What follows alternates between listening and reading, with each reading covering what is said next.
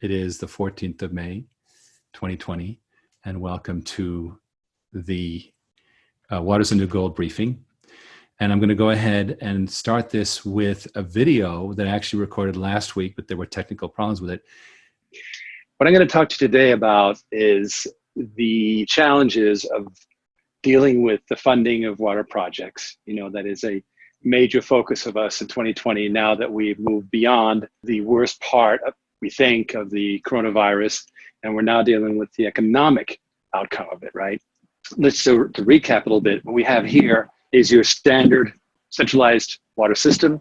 You've got a whole bunch of homes here that are being served by, obviously, you know, an energy plant, and these various little green triangles that you probably can't see are the lifting stations, there's sewage lines. And then over here is the sewage plants, right? Now these sewage plants, they're very efficient, right? They serve a lot of people, but the problem is that where are you gonna locate another one of these, right? There's no room here for another one of these sewage plants. So in a developed community, you can't really expand well. Now, the process does work whereby, you know, let's say that you want to go ahead and do a project for a central water treatment system. So let's go ahead and put that thing together right here where we have, you know, the municipal water plant with those cool circular ponds that are aerating and treating the water and so forth. You have all this good stuff. And now the municipal plant wants to add something to it. If it's going to add to it, it's going to have money. Now, this is something that it has right now. Why? Because the federal government is giving away money. And for the moment, money is worth something, right? So it's able to say, well, I got the money and I'm going to put this out. And typically they put it out to a whole bunch of providers. These are water companies that are in competition to deliver that. And of course, you can imagine there's a whole bunch of back and forth, and then this guy here is going back and forth, and there's all this traffic, right? This consumes time, consumes staff money, etc. And so that money here turns into less and less profit. So here's your total money package, and let's say that you want to have this much of your cost of goods and the rest is profit. Well, that cost of goods gets used up by personnel costs, right? And over time, this is what we have. We have, pretty soon, we run very close to negative, and it's very, very easy. We know a lot of large water companies that have had bad years, and you know, they're making $50 million a year, and all of a sudden, bang, they're losing money. And when you're making $50 million a year, and all of a sudden you're losing, guess what happens? It's a lot of money, right? So what we have here is an old model that's been around for a long, long time that, you know, on the surface of it, it does work. The only problem is that, remember, these centralized systems can't easily be built again. And when they add things on, it's an endless process. I'm not saying that this is not a good business model for these companies over here, but it's very static, right? And meanwhile, as I've told you before, 70% of the industrial water is never treated at all. So we got to have something better. We got to move faster, right? So let's take a look at the decentralized model, which is over here. And this is that famous Deluxe research slide that I've shown you guys before. In this picture, what do we have? We have a much smaller wastewater treatment plant. Why? Because there's treatment happening at different locations, right? Different locations are doing this water treatment and so forth. So that's good because it offloads the burden of water treatment from that, and that's how you expand, because you can always put small plants here. Gray water recycling membrane bioreactor. That's where you're using biology and a membrane to recycle this is a big office building, you recycle the gray water to sprinkle the shrubbery. And here also you've got more of the same with the golf course and housing developments, agriculture, okay? Now, these are great. These are great business models. The problem is big question, which is, where is the money, right? there's no established way to finance these. And yet they are the only way that we can grow the water treatment market, right? That we can treat much, much more water. So this is the conundrum that we were facing even before the coronavirus, right? We're like, how do we get these things funded, right? These programs right here. And these are fine. These are fine, those are good. But these that are gonna offload are harder to fund.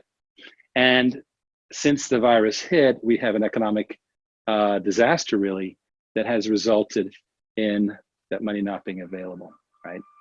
So that's really a problem. Let's talk a little bit about a specific situation where we can actually help, because now we have this investor water concept, right? So we have here, I'm going to move on to past our nice decentralized thing here. And what do we have? We have the hog farm, cattle farm, poultry farm, whatever, with the, these are the buildings where the animals are raised, slaughtered, and so forth. And here we have the manure lagoon, right? Now that manure lagoon is a problem. Why? Because the US government and the state government is coming down hard on these. Why? Because you have various toxic gases coming out of it, right? And so what they're doing right now is they have to do something, right? So they're literally paying, these are my little pictures of trucks, right? They're paying waste haulers like Waste Management up to $1 million a month to haul that away. And yet you could have a comprehensive solution, let's say for $1 million, $2 million. It's what you're paying a month, you could pay and be done, right? Now I'm just being approximate numbers. It might be more, but it's in that range, right? So it's just like when you rent a TV, you're soon going to spend more money on that TV than if you paid for it in the first place, right? And so that's where we really want to get into a solution. The problem is that this solution, and I'm going to put it right here, I'm going to, clear some land here, and I'm going to set up our, remember that operation in Spain that we had set up? Well, there it is. Okay. So there's, processing plant, and there's ponds here, and so forth. And so that now takes the water and it processes it, and you get fertilizer, and then you get clean water, H2O. So win-win, right? Everybody's happy. That's great. Only problem is money, right? These people are able to spend $1 million a month, let's say, but a capital expenditure of that much, or perhaps more, is going to be tough.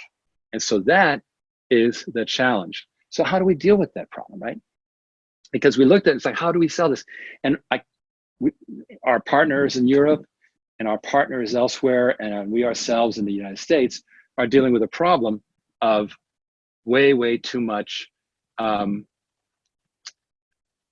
waiting and trying to get capital and raising money. And that, again, is not getting us anywhere, and it's now gotten worse, as I said. Well, here's the solution. We have a solution here where we can put something that we've colloquially called the bobber, right? Here's here's a little flag, and it's got a little diving platform.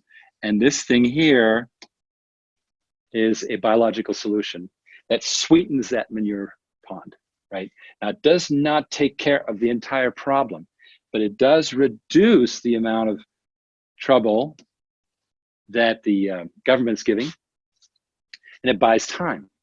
And it is a pre-treatment for this eventual system. So what you do is you say, okay, you are going to buy this whole thing, but you can start with something inexpensive in the $100,000, $200,000 range that will even rent to you. You don't just start paying. Well, you're already paying over here. Get rid of these waste management trucks, right? And just sanitize the lagoon. And Now you've got phase one of a total solution. And that's what makes a lot of sense because it gives them a win. They're now able to save money, get a stay of execution, right? And then when the time is right, they go ahead and they get the whole thing. They get away from rental. Again, you don't want to rent forever, right? But they get the whole thing in a package. And now they have that beautiful fertilizer, H2O type situation going on. And Bob's your uncle, right? So that's where this translates into real world solutions. So far, we've done things like these pool cleaning systems and so forth, which are really great, but they don't go to the millions of dollars, right? This, we think, is the real business. That's so exciting. So, let me just recap a little bit, what we're talking about here, because just going to, persuade this thing to go to slide. And let's take a look at the business model, okay? So when we have investor water, what are we talking about? We have, in this eventual marketplace, you have a series of water companies, right? Water, water, water. And over here, you have money. In the middle, you have projects that these guys and gals upload, right? And we have OriginClear watching this and making sure that these are technologically good, right? And then we help bring the investors in, we help bring the water companies in, and now we have a marketplace, okay? And that's our vision for this whole thing, is to actually promote this sort of pop, what I call a popcorn popper, right? Put the popcorn in, turn up the heat, and pretty soon the popcorn's popping, okay? So that is the vision of Investor Water. And it really works well when you have these longer term solutions like that hog farm, right? Where you are really looking at starting with something cheap, but rolling it into something bigger. And that's the progress that we've made in the last week or so. I hope that next week I can bring on somebody who knows this business really well, who's been educating us on it, who's been pointing us in the right direction to where this is going to help us build that interesting marketplace. So, the vision of the future for us is, again, and I'm getting good at moving these little tabs here. Vision, again, for us is to create a place where everybody is going to be working together, right? And that is the future. Stay tuned, and you'll be seeing the Investor Water website coming up and more wins. As I said, we already did the thing in the pool business. This gets more exciting. I'll see you soon. So this is an interesting story. This is genuine. I'm going to talk a little bit about the hog farm business because we've been talking to players in the industry. We've been talking to one of the very largest hog farm equipment suppliers, and they're extremely excited about what we're now calling officially the bio buoy, right? The bio buoy. And it's no longer, the bobber was the code name. It's called the bio buoy, and it's very attractive for the reasons that I gave in the video. Now, I was talking about $1 million a month. Well, we were in a conference call earlier this week with a group that said, well, in Indiana, the largest dairy in the Midwest off of Highway 65, if those of you who know their way around Indiana, and it goes on for miles, it spends $4 million a month trucking its waste off-site, waste management, taking it to some landfill. First of all, it's a huge waste of wonderful organic material. I mean, this is fertilizer that's just going to enrich any soil. And secondly, all these trucks, it just doesn't make any sense, right? So I mentioned also in the video that we're working with somebody who knows a lot about the business, and that discussion continues, and I hope to be able to get this person more openly involved. But remember, Investor Water is not about a particular equipment solution. It is about enabling the funding. Now, Now we're doing proof of concept. We're using our own technology and rolling it into these operations and get them funded and so forth. But already we have water companies coming in saying, hey, this is kind of cool. We have investors going, hey, this is kind of cool. Now, why is the investor like it? Well, we've made a slight change from how it's been. We had it where we were renting out the equipment, but we owned the equipment. OriginClear did. That's not what it's going to be. We're going to let the investor own it. Why? Because the investor then gets accelerated depreciation on the equipment, which is, immediate same year tax depreciation on a 5-year schedule. I'll tell you, the returns are superb, and they're looking at equipment that can be repossessed anytime because the title remains with the investor. And we'll do the repossessing. The investor is no muss, no fuss. The investor pays us a nice property management fee to take care of everything, all the refurbishing, maintenance, et cetera. The rental fee is large enough to take care of things like maintenance, et cetera. So we've really thought this through, and we're finalizing. I was telling you in recent weeks about the pool flushing system, the pool preserver, as we call it.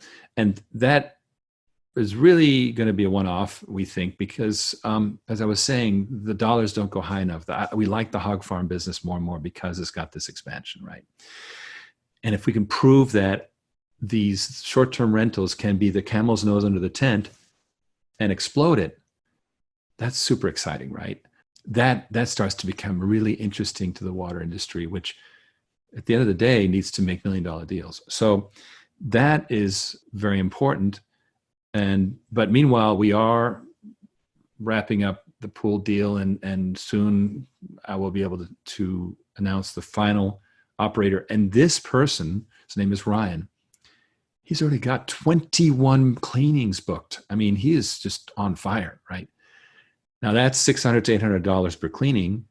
He's making good money there. That's $12,000 or $15, whatever, $1,000. That's a beautiful thing. So it's very profitable. We'll probably at some point get a channel partner to do it. But our purpose here is really to have a kind of a lab, right? Try these things out. Already with the pool cleaning thing, we're like, okay, well, what it's going to cost, and what is the maintenance, and then the service contract and all these things, and insurance and all the risks, and making it work. In this case, OriginClear is the investor. We funded the thing through a deal that we did with Dwight Barber, the original owner of the equipment. So this allowed us to get in there and play with it. Now, the next deals we're doing is with real world investors. And we have these investors. Now, I'm just going to address my friend Musab Al-Yassin's question. Did you try this process other than Spain? And the answer is that we have tested electrowater separation and used it as implemented multiple environments. For example, we had a licensee who gave us a tremendous amount of royalties for disinfecting oil wells in the Permian Basin using the same advanced oxidation technology that we have used in Spain, and that's now embedded in the Spanish technology, Depupork. And I'm actually going to show you the Spanish news article about this, which is kind of cool. But the point I'm making is that this is proven. Depupork, our Spanish partner, is the first one to make it work for manure effluent, but we've tested it with all kinds of environments and gone commercial with it and so forth. So this is an article in, as I was saying, a prominent daily newspaper in the province of Aragon. And basically it reports on this installation that you've seen pictures of, and that, my friend Musab is talking about here. There's a tremendous amount of farms there, 8 million head of swine being raised, and it is very, very important. But there's also this problem about the waste, but can it be turned into beneficial subproduct? An example is the Saragossa company, Depupork. Here we are signing the deal. You said, yeah, you guys saw the video earlier. And it talks about OriginClear technologies and the proving of this 94% reduction in nitrogen, reduction in COD, which is oxygen depletion, and also 99% phosphorus reduction. So it really is a very, very powerful thing. The South Koreans have visited and so forth. This is a big deal. Why? Because in Aragon, they're trying to expand it so fast. They're expanding so fast into the space that they are literally a farm every single kilometer. That's by law, they can't be closer than 1 kilometer. And of course, they have a problem with that kind of stuff. The strength of the investor water model is, of course, the funding, right? Water companies understand funding. Obviously, there's finance is available, leasing companies, etc. But many of these decentralized users that I talk about in the video don't necessarily have the funding, or if they do, and don't have the credit, I mean, but if they do, they don't want to commit to it, right? They don't want to tie up their credit, they want personal guarantees, etc. And so it's very attractive to have an easy decision. And that's what we're starting to do. Now, this model, of course, is a well-known one. You know, I can share with you some more of these. For example, there's a company called Hearth. Hearth is to help people like contractors and so forth get financing. It really helps that you can get financing. That's old school. I was doing this in the 80s when I had my computer company in New York City. We were doing leasing all the time.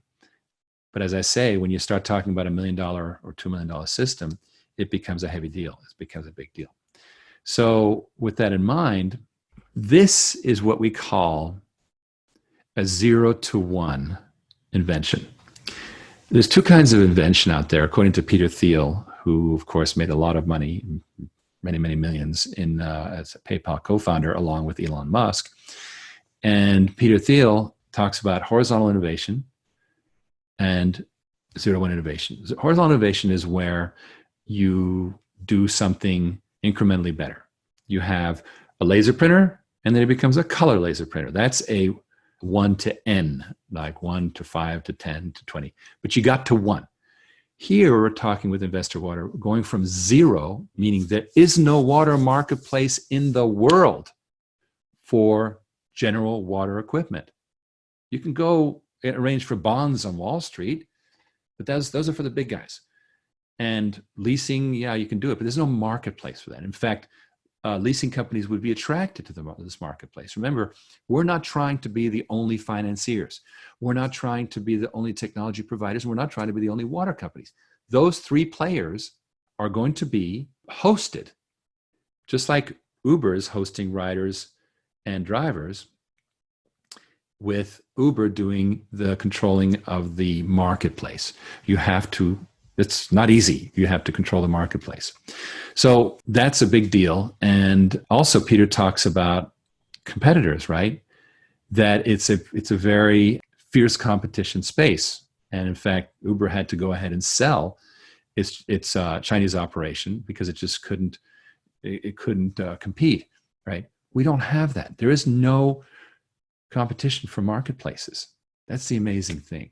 So we think it's super exciting and that we're doing something really dramatically new. That pretty much takes care of Investor Water. I want to mention that a couple of weeks ago, there was a big win. The US Supreme Court delivered a victory for the Clean Water Act. Why is that important? Because obviously, if, for example, a hog farm is allowed to pollute, then it'll pollute. I mean, these people run for a profit. They would like to do the right thing, but they respond to their shareholders, and if they dump, they'll dump. So reinforcing, stopping polluting discharges in this particular Maui activity, devastating a formerly pristine reef, etc., they managed to stop that. That means there's pressure on water users to do the right thing and treat the water, and especially recycle it and so forth. So this is, for me, a wonderful win by Surfrider. Love those guys. Surfrider Foundation, Sierra Club, West Maui Preservation Association, and the Hawaii Wildlife Fund, as represented by Earth Justice, fought and won a victory. And there's going to be more of these because these are dedicated people that we love. Okay, so let's talk about money a little bit. Now, I'm going to play a quick video that is going to show you the kind of animation that we're just starting to do, and that will be done for that fuzzy video that you saw earlier.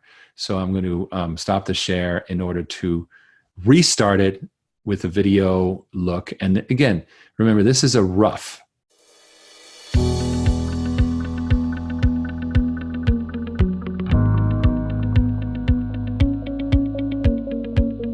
Money is being printed at record levels.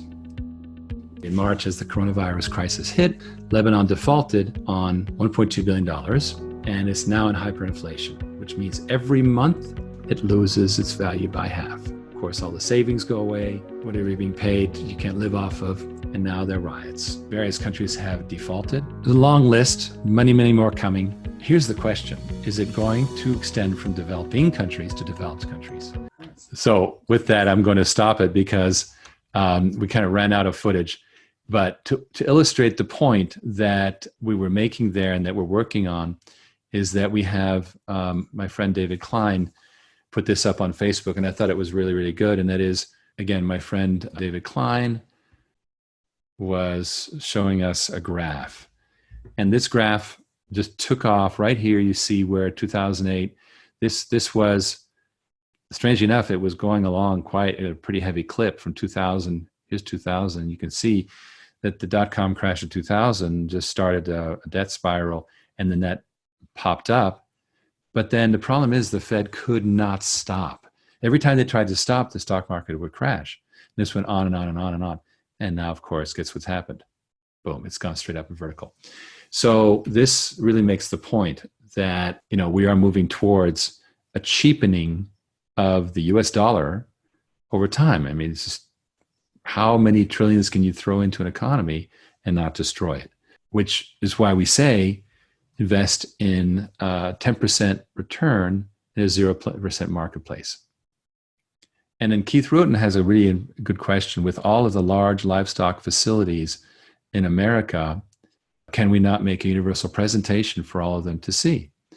And that's a really, really good point. And the answer is yes. We're busy pulling that together. This BioBuoy is a product, and we're definitely making sure that we have a product line. But remember that for investor water, it's just a milestone. Where we want to get as fast as possible is the marketplace. Now, website. I've been given a website that is, I think, a good start. And it has right now just placeholder art, but it's a nice solid website. Okay, so we got the Victor in the Clean Water Act. I'll show you this one. This is Ray Dalio, the guy who I was quoting last week. And he really sees China being on top. And that's where we've been talking about this digital yuan, right? The currency, the digital currency that China is creating.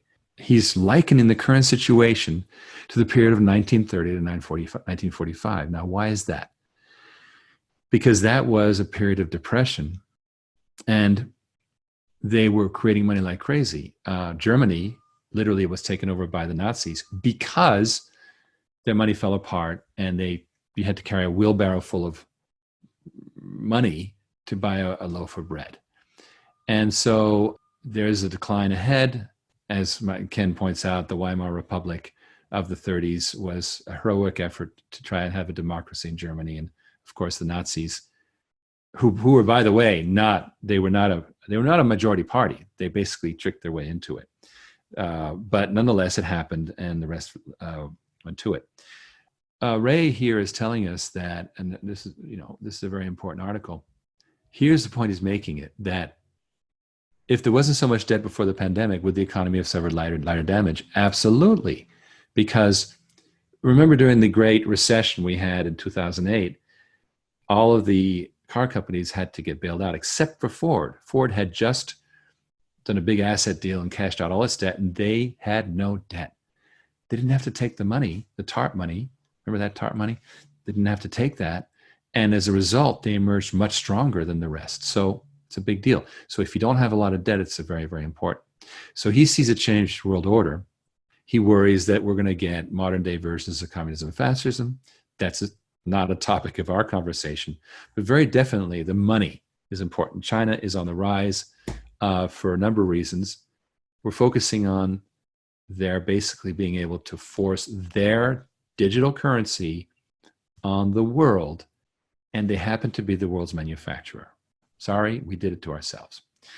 So, and the final thing I wanted to show you was this very interesting article about yet another virus, hepatitis, rats, etc. And it's connected, like most viruses, to water. And this really makes the case for that we have got to get the water, make sure that water is clean in apartment buildings, et cetera. Back in the few years ago, in what was called the SARS virus epidemic, the SARS virus jumped from apartment to apartment in Hong Kong through the dirty plumbing. So this is not a very friendly discussion, but unfortunately, it's our job to deal with dirty stuff. So, that wraps up the various things I was going to show you. The main thing I want to leave you with is, number one, we're executing rapidly on the investor water vision. Meanwhile, we are beefing up the progressive water treatment operation. We had actually, we benefited from some coronavirus finance. And so Progressive Water in Texas has some extra capital, and we're going to beef up management there, get more sales power, and that's going to be good. But as I say, I don't say that they're going to double over a year. We've learned really that it's too long a sales cycle, and you have to build and build and build much longer than I want to build. We've been at this over a decade because for the longest time we were trying to get one technology in place. And that's going to continue, but this technology runs up against the water industry's lack of interest in changing. But guess what? Starting in 2018, we saw the water industry interested in changing to adopt a more portable method of water systems, which is modular water systems, and now financing. They are happy with money. Everybody's happy with money. People are coming to us. So they like the money, obviously. Rich wants to know what profit margins can investors expect. We believe, based on our experience so far with the pool system and now moving into the next vertical, that investors can see 18 to 20%, we think, not less than 15% annual return on their money with a secured asset that's repossessible at any time. It's not stuck in the ground, never junior to anything else. It's like a TV rental, and fully managed by investor water so that the investor does not have to do anything. And then at the end, of course, there's a split between investor water and the investor should the water user buy it out. So there's three potential scenarios that we don't know quite how it will distribute over time. That's how we're learning. In one case, they don't do it for long. They pay their first license security, and they last 3 months, 4 months, 6 months, whatever, and then it doesn't work out, and they return it. That's number one. Number two, and remember, though, that it's built so that we can do that kind of month-to-month thing and get away with it. Number two, they keep it for a long time. It stays in the ground, or rather in the property. Number three is what we want to push as much as possible, which is they end up buying it out. And that's where that hog farm example I showed in the whiteboard video is so interesting, because as part of buying out the small thing, they'll upgrade to the big thing. And that, I think, is the brass bell. So thank you all. I appreciate your input. I've been seeing some interesting stuff, especially from Kuwait. It's always nice to hear from our friends. So thank you. And I look forward to talking to you next week. Enjoy your weekend. Stay safe and healthy, okay?